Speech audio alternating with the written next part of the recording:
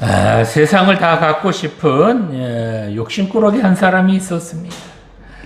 그래서 이 사람은 수단과 방법을 가리지 않고 많은 돈을 모았습니다. 그래서 집도 사고 땅도 사고 심지어 바닥까지도 샀습니다. 그렇지만 그 마음은 더욱 공허하였습니다. 그래서 명예도 사고 권력도 사고 인기도 사고 그리고 박사학위까지도 사 보았습니다. 그래도 뭔가 허전한 마음을 달랠 길은 없습니다. 그때 어떤 사람이 이런 말을 합니다. 이것을 가지지 못해서 그래요. 그러자 이 욕심꾸러기가 귀가 번쩍 뜨여서 다시 묻습니다. 그게 뭔데요? 그러자 이 사람이 대답합니다. 하나님이요. 하나님 가져보세요. 그러자 이 욕심꾸러기는 가장 많은 돈을 주고 하나님을 샀습니다. 그리고는 이제 됐다 라고 좋아하였습니다. 그런데 얼마 되지 않아 욕심꾸러기는 자신이 모은 전 재산을 하나하나 세상 사람들에게 나누어주기 시작하였습니다. 그리고 마침내 자신은 아무것도 가지지 않은 빈털터리가 되었습니다. 사람들이 이게 어떻게 된 거냐라고 묻습니다. 그러자 이 사람이 이렇게 대답을 합니다. 내가 하나님을 돈을 주고 샀더니 오히려 하나님께서 나를 사주셨습니다. 내가 무엇을 소유하느냐가 중요한 것이 아니라 누가 나를 소유해 주느냐가 훨씬 더 중요하다는 것을 깨달았습니다.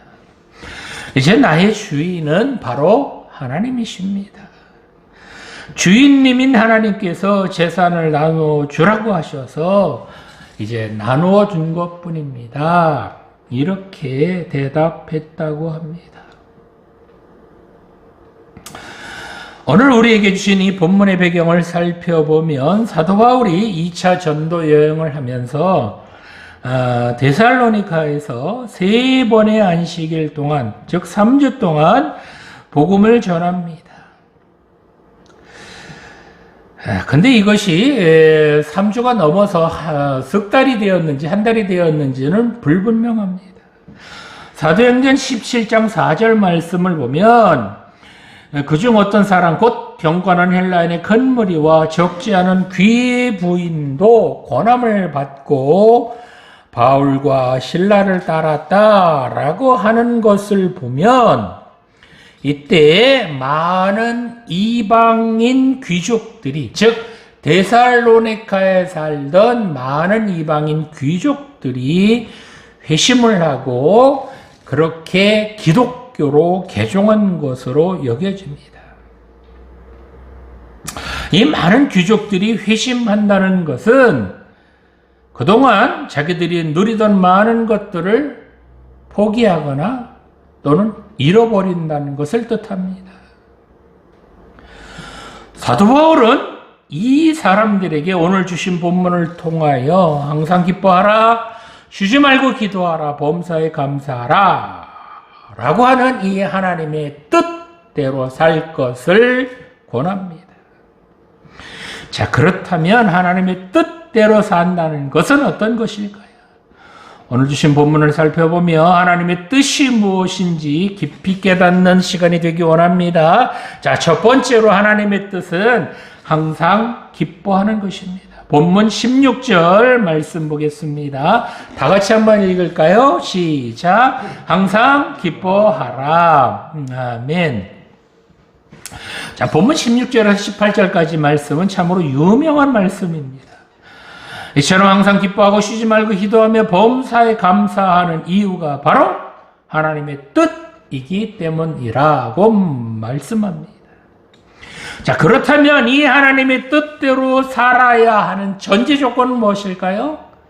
바로 본문 앞에 나오는 14절에서 15절을 보면 모든 사람에 대하여 오래 참고 항상 선을 따를 때에 그럴 때에 뭐 해야 된다? 항상 기뻐해야 되고 쉬지 말고 기도해야 되고, 그리고 범사에 감사해야 된다는 겁니다.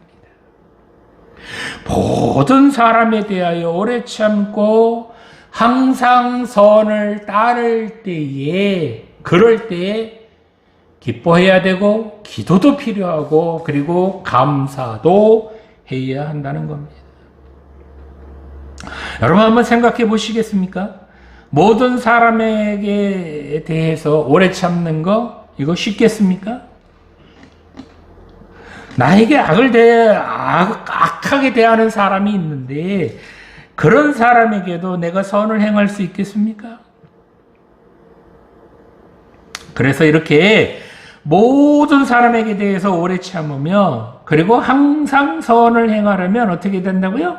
항상 기뻐해야 되고, 쉬지 말고 기도해야 되고, 그리고 범사에 감사해야, 그래야 모든 사람에 대해서 내가 오래 참을 수 있고, 그리고 항상 선을 따를 수 있다라는 겁니다. 여기서 모든 사람에게 대해서 오래 참으라는 것은 바로 하나님께서 죄인인 우리에게 오래 참으신 것처럼, 아니 징그럽도록 오래 참으신 것처럼 우리도 다른 사람에게 대하여 아주 징그럽도록 오래오래 참으라 라는 겁니다.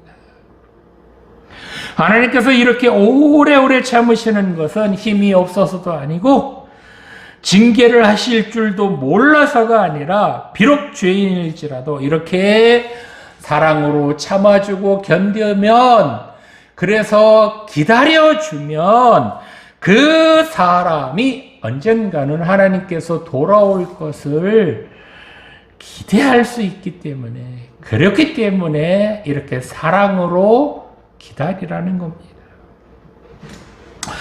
또 사도 바울은 누구에게든지 악으로 악을 갚지 말고 항상 선을 따라라 라고 합니다.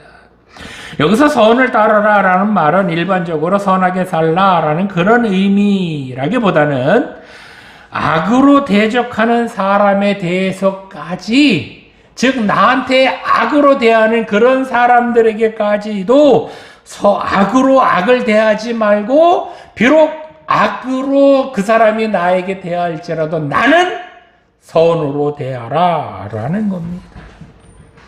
여기서 말하는 이 선이라는 단어의 뜻은 하나님의 은혜로우신 행위에 대하여 내가 늘 감사하며 그 은혜로우신 행위에 감사해서 부끄러움 없이 살아가는 것, 그것을 바로 선이라고 합니다.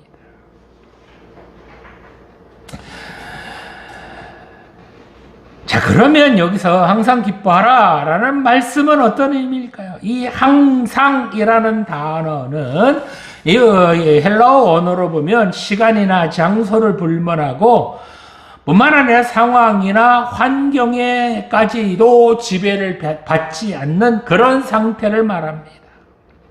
또 기뻐하라라는 말씀은 구원받을 수 없는 죄인이 예수님으로 말미암아 구원을 받고 하나님의 백성이 되었으니, 이 구원받을 수 없는 죄인이 구원받은 것, 이것을 당연히 기뻐하라는 것입니다. 즉 구원받을 수 없는 죄인이 구원을 받아서 하나님의 자녀가 되었으니, 이 구원의 기쁨을 언제나 어떤 상황 가운데서도 잊지 말고 그렇게 이 구원의 기쁨을 누리며 살아가라 라는 말씀입니다. 그런데 이 말씀처럼 이 땅에서 현실적으로 이 구원의 기쁨을 누리며 살아간다는 것은 쉽지는 않습니다. 왜냐하면 우리가 삶의 현실 속에 살아가다 보면 고난도 있고요, 좌절도 하고요, 짜증도 나고요, 때로는 가난해지기도 하고요, 때로는 사기도 당하기도 하고, 그래서 슬픔도 당하기도 합니다. 그런데 어떻게 항상 기뻐하며 살 수 있을까요? 자, 이렇게 항상 기뻐하며 살 수 있는 비결이 있긴 있을까요? 바로 우리 앞에 주어진 현실만을 바라보면 좌절도 하고 그저 낙심하기 쉽지만 이런 때일수록 장래에 주어질 하나님 나라를 바라보면서 그 하나님 나라를 현재화해야 한다는 것입니다. 이 현재화라는 말이 좀 쉽지 않은데요. 다른 말로 하면 즉 주어진 현실만을 보고 좌절하고 낙심할 것이 아니라 바로 인생의 궁극적인 관심사를 주님께만 두라는 겁니다. 그래서 주님께서 인도하시는 대로 주님께서 이끄시는 대로 순종하며 그렇게 따라갈 때에 거기에 기쁨이 있고 그리고 감사가 넘칠 수밖에 없다는 겁니다. 왜요? 주님께서 가라고 하는 곳에 가면 되고요. 하라고 하시는 일 그거 하면 됩니다. 그럴 때 이렇게 가라는 곳에 가라고 하면 가면 되고 하라는 일을 하면 하라고 하는 일 그 일 하라고 하면 그냥 그 일 하면 되는 겁니다. 이렇게 가라는 곳에 가고 하라는 일을 할 때에 그때 얼마나 우리에게 기쁨이 넘치며 우리가 얼마나 감사할 수 있겠느냐는 겁니다. 주님께서 하라는 일 하는데 주님께서 가라는 곳에 가는데 얼마나 기쁨이 넘치겠냐는 겁니다. 사실 이 당시 보면 데살로니가 교회의 성도들은 많은 박해와 고난을 당하고 있었습니다.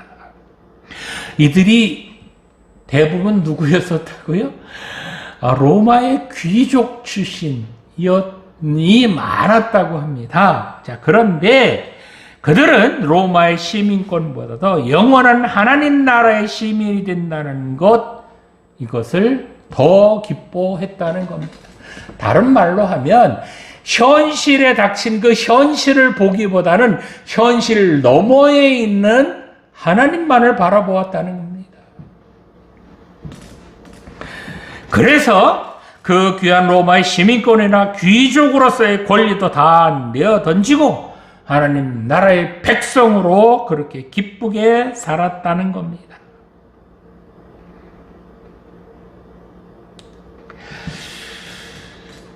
그런데 이들이 정말 기뻤을까요? 여러분 같으면 이게 기뻐할 일입니까?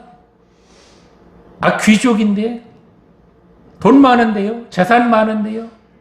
노예가 몇 명이고 종이 몇 명인데요? 이거 다 기득권 포기하고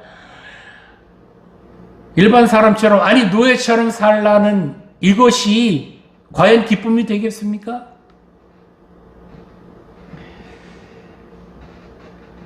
그런데 이들은 그런 것보다는 눈에 보이는 현실보다는 그 현실 너머에 계신 하나님, 그 하나님 나라를 바라보았다는 겁니다. 자, 이렇게 구원받은 백성으로서 하나님께서 기뻐하시는 일, 하나님께서 칭찬하시는 그런 일을 할 때에 그 하는 일마다 얼마나 기쁘게 일을 했겠습니까? 그래서 사도 바울은 이렇게 하나님께서 기뻐하시는 일을 하다가 손가락질을 받아도 낙심하거나 좌절하지 말라는 겁니다. 하나님께서 기뻐하시는 그런 선한 일을 하다가 그 선을 따르다가 오히려 왕따를 당할지라도 기뻐하라는 겁니다. 왜요? 이렇게 하나님을 따르며 하나님께서 기뻐하시는 일, 하나님께서 원하시는 그런 선한 삶을 살아갈 때에 그래야만 영원한 하나님 나라에 다 들어갈 수 있기 때문에 이들은 현실에 다가오는 그 고난, 그것을 고난으로 보지 않았다는 겁니다. 그게 고난이겠어요? 그게 아픔이겠습니까? 성도 여러분, 세상이 아무리 우리를 힘들게 하고 좌절하게 할지라도 늘 이 구원의 기쁨을 누리며 살아가시기 바랍니다. 구원받을 수 없는 죄인이 구원을 받아서 하나님의 자녀가 되었다는 이 기쁨으로 살아가시기 바랍니다. 더 나아가서 하나님의 자녀답게 하나님께서 기뻐하시는 일, 하나님께서 칭찬하실 만한 그런 일을 하며 살아갈 때에 우리는 더 많은 기쁨과 더 많은 감사를 누리며 살아가게 될 것입니다. 그런데 반대로 하나님께서 싫어하시는 그런 악한 일을 한다면 하나님께서도 당연히 싫어하실 뿐만 아니라 영원한 하나님 나라는커녕, 아니 상은커녕 심판을 피하긴 어려울 것입니다. 이건 절대로 기쁜 일은 아닙니다. 자, 우리 모두 하나님께서 기뻐하시는 일, 하나님께서 선하게 보시는 일, 아니 하나님께서 나에게 맡겨주신 그런 일들을 순종하며 그렇게 기쁘게 하나 두 개 그렇게 순종하며 맡겨진 일들을 해나갈 때에 참 기쁨을 누리며 이 세상 살아갈 수 있을 겁니다. 이런 기쁨으로 한 세상 살아가시기 간절히 소망합니다. 자, 두 번째로 하나님의 뜻은 쉬지 말고 기도하라는 것입니다. 자, 본문 17절 말씀 보겠습니다. 다 같이 한번 읽겠습니다. 시작. 쉬지 말고 기도하라. 아멘. 자, 사도 바울은 뭐라 그래요? 쉬지 말고 기도하라 라고 합니다. 여기서 쉬지 말고 라는 말은 원어로 보면 이게 밑바닥까지 이르도록 멈추지 않는 이란 그런 의미입니다. 이것은 16절에 항상 기뻐하라 할 때 그 항상 이란 단어와 마찬가지로 어떤 경우에나 중단 없이 계속해서 라는 그런 의미를 지닙니다. 뿐만 아니라 바울은 인간이 견디기 어렵고 이해할 수 없는 극한 상황에 이를 때에도 마음을 열고 끊임없이 기도해야 한다는 것을 쉬지 말고 라는 표현을 사용했습니다. 이 쉬지 말고 라는 말은 다른 일은 제쳐놓고 많은 시간을 내어서 기도하라. 쉬지 말고 기도해라. 그저 기도만 해라. 일하지 말고. 그런 의미가 아니고요. 도무지 기뻐할 수도 없고 용서할 수도 없고 낙심만 밀려오는 그런 상황일지라도 기도를 멈추어서는 안 된다라는 겁니다. 또 여기서 기도하라라는 단어는 기도하는 사람이 자신의 필요를 채우기 위해서 하나님 나 좀 이것 좀 주세요 라고 그렇게 기도하는 이 헬라어로 데오마이라고 하는 그런 단어를 쓴 것이 아니라 여기서는 예배하는 마음으로 하나님의 뜻에 초점을 맞추어 기도할 때 사용하는 단어를 사용했습니다. 즉 사도 바울은 여기서 자신의 필요를 채우는 그런 기도를 하지 말고 오히려 하나님의 뜻이 이루어지기를 바라는 하나님 중심의 기도를 쉬지 말고 드려야 한다는 것입니다. 여러분 한번 생각해 보시겠어요? 로마의 시민권을 가진 귀부인들이 그 시민권을 내어놓는다는 것이 얼마나 큰 결단이었을까요? 이 시민권을 내어놓는다는 것은요, 그동안 그들이 누리던 기득권을 포기하고 평범한 시민으로, 아니 노예처럼 살아도 좋다 라고 그래서 그 로마 시민권 포기하는 것 아니겠습니까? 이게 어디 쉽겠습니까? 그런데 이 데살로니가 교회의 성도들은 이처럼 세상의 기득권을 다 내려놓았다는 겁니다. 이들은 이처럼 온전히 자기들의 기득권을 내려놓을 때에 얼마나 기도했겠습니까? 귀족으로 살면서 그렇게 보장된 앞날의 미래를 내려놓고 불확실하고 불안한 그런 미래를 살아갈 때에 이들이 얼마나 불안해했을까요? 그러나 이들은 불안해한 것이 아니라 그런 현실 앞에서 누구보다도 기도했다는 것입니다.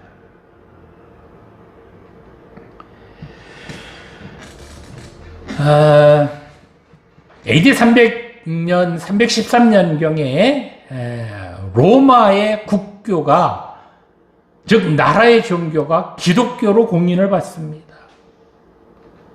로마는 이상하게 밑에서부터, 즉 하위 계급에서부터 그렇게 예수님을 믿어서 위에 계급까지 올라간 것이 아니라 위에 귀족들부터 믿어서 그 귀족들이 자기 하인들 믿게 하고, 그렇게 해서 위에서부터 밑으로 그렇게 전도된 그런 특이한 나라입니다. 자, 여러분, 이 데살로니가 교회 성도들이 로마의 귀족 출신들이 많았다고 했습니다. 이들이 자기들의 그 기득권을 내려놓으면서 그렇게 눈물로 기도했기 때문에, 그래서 300년 후에 이렇게 기독교가 로마의 국가 종교로 그렇게 공인된 것 아니겠습니까? 이들의 눈물의 기도가 이렇게 열매를 맺은 줄 저는 믿습니다. 자, 그렇다면 오늘날 우리는 왜 기도해야 될까요? 기도하면 뭐가 달라지기라도 할까요?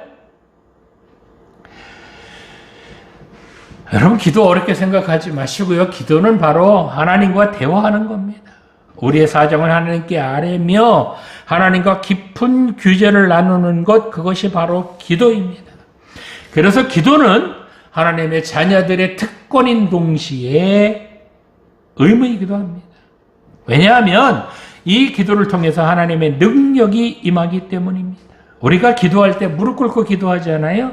이렇게 무릎 꿇고 기도하는 것은 하나님 앞에서 자신의 무능을 인정하고 하나님의 전능하심을 인정한다라는 그런 표현으로 무릎 꿇고 기도하는 겁니다.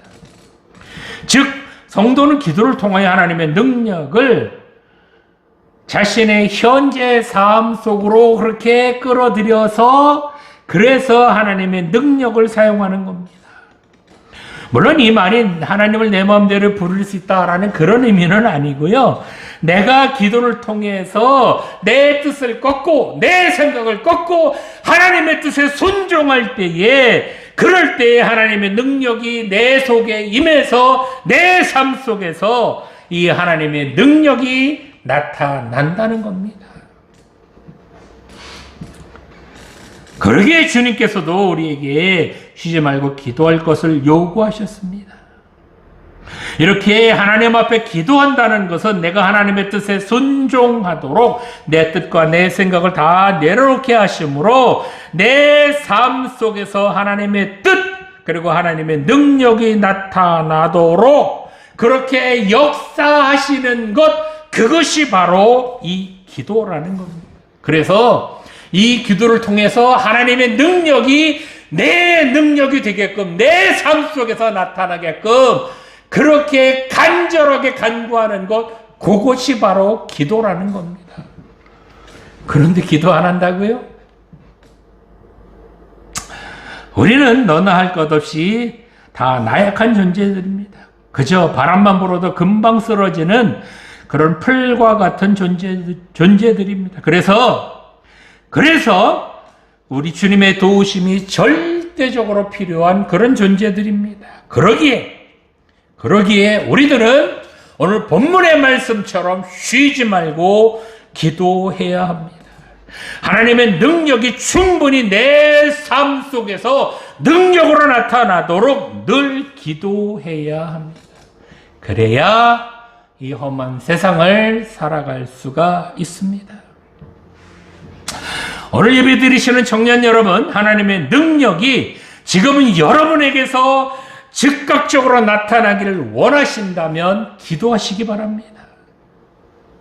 하나님의 전능하심을 여러분 삶 속에서 경험하고 싶다면 기도하시기 바랍니다.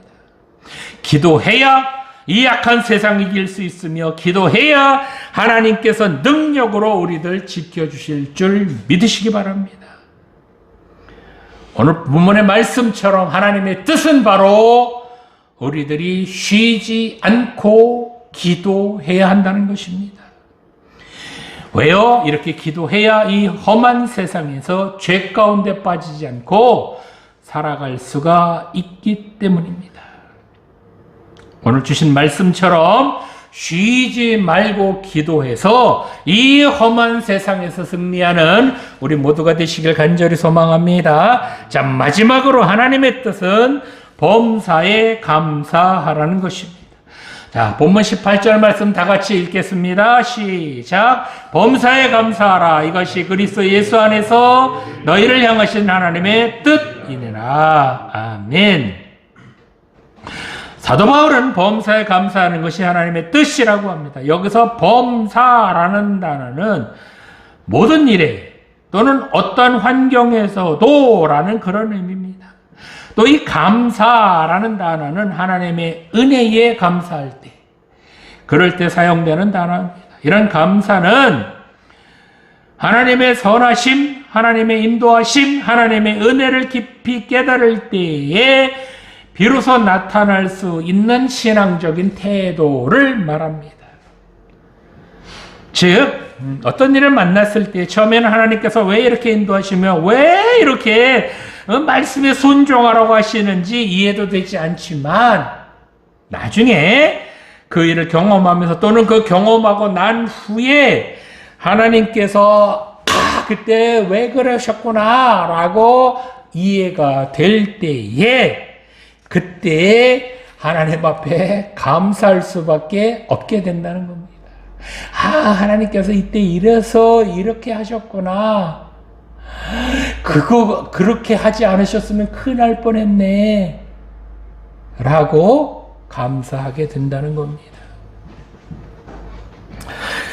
그래서 이런 하나님을 경험하고 나면 어떤 일을 만나도 다 이거 하나님 하시는 일이라면 하나님께서 선하게 이끌어 가실 줄 믿습니다. 하나님, 나는 감사함으로 따라가겠습니다.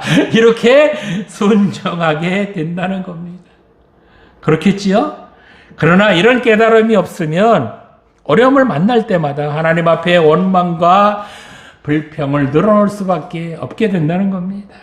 출애굽 이후 시내 광야에서 40년간 머물렀던 이스라엘 백성들은 어려움을 만날 때마다 하나님을 원망하고 불평했는데 바로 이들이 깨닫지 못한 것은 하나님이 어떤 분이신지 미처 깨닫지 못했기 때문에 이렇게 원망하고 불평했다는 겁니다.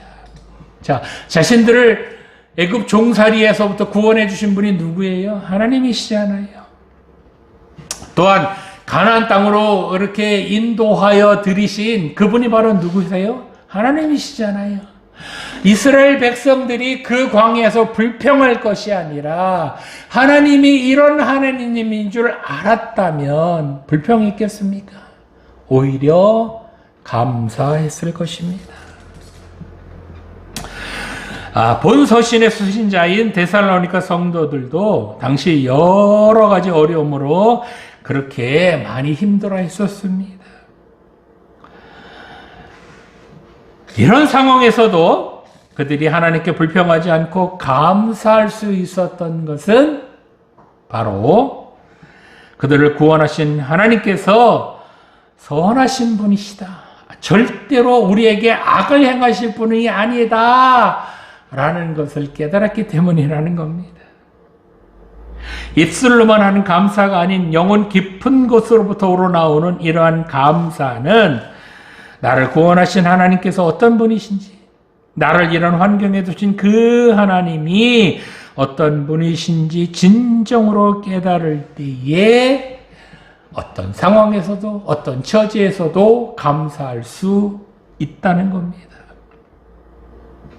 사실 데살로니가 교회에 적지 않은 성도들은 이방인으로 귀족들과 그리고 그 부인들도 많이 있었을 것으로 여겨집니다. 그런데 그들이 이 자기들의 기득권을 포기할 때는 분명 불만과 불평도 없지 않았을 겁니다.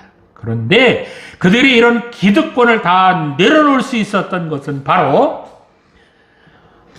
하나님이 어떤 분이신지 바로 깨달았기 때문에, 그래서 로마의 시민권으로 자기 이름이 적혀 있는 것보다는 하나님 나라의 생명책에 자기들의 이름이 적혀 있는 것을 더 기뻐했다는 했다는 겁니다.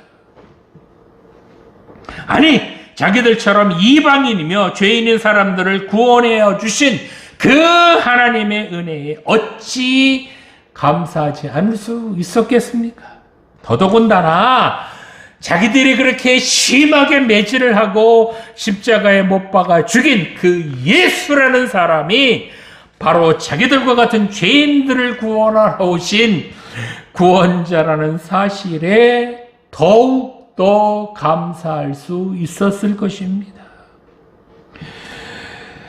뿐만 아니라 자기의 하나밖에 없는 아들을 그렇게 끔찍한 십자가에 내어 주시기까지 자기들을 사랑하신 그 하나님의 사랑을 깨달았다면 그분에게 어찌 감사하지 않을 수 있었겠습니까? 이들은, 이 데살로니가 교회의 교인들은 하나님이 어떤 분이신지, 하나님께서 예수님을 왜 보내주셨는지, 그 예수님이 어떤 분이신지 너무나도 분명하게 깨달았기 때문에 이들은 불평과 불만보다는 오히려 감사했다는 겁니다. 예수님도 마찬가지셨습니다. 예수님께서 떡 5개와 물고기 2마리만 있었을 때 그 오병이의 기적을 행하셨을 때 예수님께서 뭐라고 그래요? 하늘으로 축사하셨다. 그렇게 본문에 나옵니다. 이 축사라는 단어와 본문에 나오는 감사하다는 단어가 같은 단어입니다. 아니, 이게 어찌 감사할 일입니까? 장정만 5,000명이 있는데 남녀노소를 다 합치면 약 2만 명이나 되는데 겨우 떡 5개와 물고기 2마리 뿌리나니요. 아니, 이건 아이 한 끼 식사밖에 안 되잖아요. 이걸 어떻게 하나님 감사합니다 라고 그렇게 감사 기도를 할 수 있겠습니까? 그런데 주님께서는 그 작은 그것을 들고서도 하나님께 하나님 감사합니다 라고 감사 기도를 드렸다는 겁니다. 그랬더니 거기 있던 사람들이 배불리 먹고도 12바구니나 남겼다고 합니다. 이처럼 주님께서는 늘 범사에 감사하며 그렇게 살아가셨습니다. 이렇게 범사에 감사하며 사시니까 어떻게 해요? 늘 부족함이 없이 넘치는 삶을 살아가셨습니다. 오늘 예배 드리시는 청년 여러분, 오늘 추수감사절을 맞이하여 늘 여러분을 선하게 이끌어 가실 그 하나님께 감사드리시기 바랍니다. 여러분 부족할지라도 하나님 앞에 감사하시기 바랍니다. 늘 이렇게 감사하며 살아갈 때 더 풍성하게, 더 넉넉하게 채워주실 줄 믿으시기 바랍니다. 그렇습니다. 하나님의 뜻은 바로 하나님의 자녀된 우리들이 항상 기뻐하며 쉬지 말고 기도하며 범사에 감사하기를 원하십니다. 모든 사람이 대해서 오래 참고 늘 하나님의 선하심을 따라가며 그렇게 살기를 원하십니다. 그러기 위해서는 어떻게 해야 된다고요? 모든 사람에게 대해서 오래 참고 늘 하나님께서 기뻐하시는 그런 선한 것을 따르며 살기를 원한다면 항상 기뻐하고 쉬지 말고 기도하고 범사에 감사해야 될 줄 믿습니다. 이것이 바로 우리를 향하신 하나님의 뜻이라는 것 깨닫고 이렇게 멋지게 살아가시기 바랍니다. 이렇게 살아가는 우리들 하나님께서 늘 지켜주시고 붙들어 주시고 선한 길로 인도해 주시어서 마지막 날에는 영원한 하나님 나라에도 다 들어가게 해 주실 줄 믿습니다. 기도드리겠습니다. 지금도 살아계신 하나님 아버지, 모든 사람에게 대하여 오래 참으며 항상 선을 따르게 하여 주시옵소서. 항상 기뻐하며 쉬지 말고 기도하며 범사에 감사하며 살아가게 하여 주시옵소서. 이것이 우리를 향하신 하나님의 뜻이라는 것 명심하며 살아가게 하여 주시옵소서. 감사드리며 예수님의 이름으로 기도드립니다. 아멘.